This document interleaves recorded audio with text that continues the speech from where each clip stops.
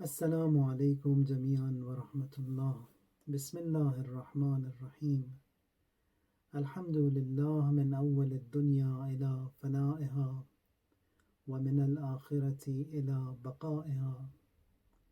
الحمد لله على كل نعمة وأستغفر الله من كل ذنب وأتوب إليه وهو أرحم الراحمين.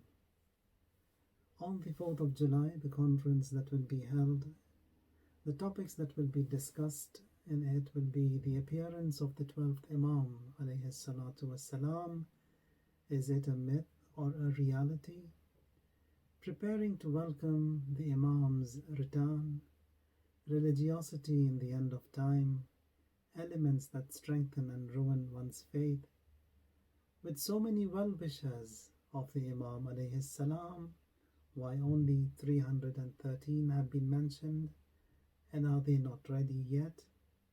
And effects and benefits of having deen, religion, in this day and age, what is it?